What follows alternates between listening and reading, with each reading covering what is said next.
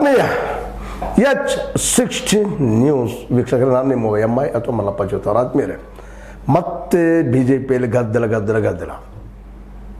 ಯಾಕೋ ಏನೋ ಯಡಿಯೂರಪ್ಪನವರು ತಮ್ಮ ಮೇಲೆ ತಾವು ವಿಶ್ವಾಸ ಕಳ್ಕೊಂಡಿದ್ದಾರೆ ಅಂತ ಕಾಣ್ತಾ ಇದೆ. ಆ ರೀತಿಯಾಗಿ ರೆಬೆಲ್ಸ್ ಮತ್ತು ತಟಸ್ಥರು ಒಂದಾಗಿ ಯಡಿಯೂರಪ್ಪರನ್ನು ಈ ಸಲ ಸರಿಸಲೇಬೇಕು ಅನ್ನುವಂಥ ಹಂತಕ್ಕೆ ನಿಂತಿದ್ದರಿಂದಾಗೆ ಯಡಿಯೂರಪ್ಪ ಮತ್ತೆ ದೆಹಲಿಗೆ ಹಾರ್ತಾ ಇದ್ದಾರೇನೋ ಅನ್ನುವಂಥ ಮಾತುಗಳು ಕೇಳಿ ಬರ್ತಾ ಇದ್ದಾವೆ.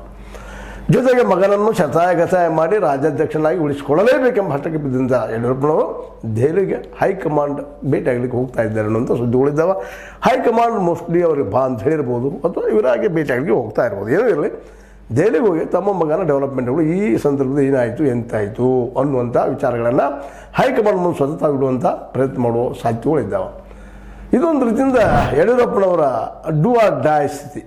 ಯಾಕಂದ್ರೆ ತಮ್ಮ ನಂತರ ತಮ್ಮ ಮಗ ಬರಲೇಬೇಕು ರಾಜಕೀಯಕ್ಕೆ, ಅವ ರಾಜ್ಯದ ನಾಯಕನಾಗಲೇಬೇಕು ಅನ್ನೋದು ಹಳ್ಳದಲ್ಲಿ ಅವರಿದ್ದಾರೆ.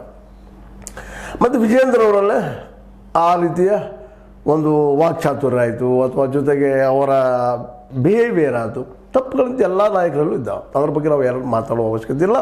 ಎಲ್ಲರೂ ಒಂದಿಷ್ಟೊಬ್ಬರಲ್ಲಿ ಹೆಚ್ಚು ಒಂದಿಷ್ಟು ಕಡಿಮೆ, ಎಲ್ಲರೂ ಒಂದೇ ಲೆವೆಲದ ನಾಯಕರು.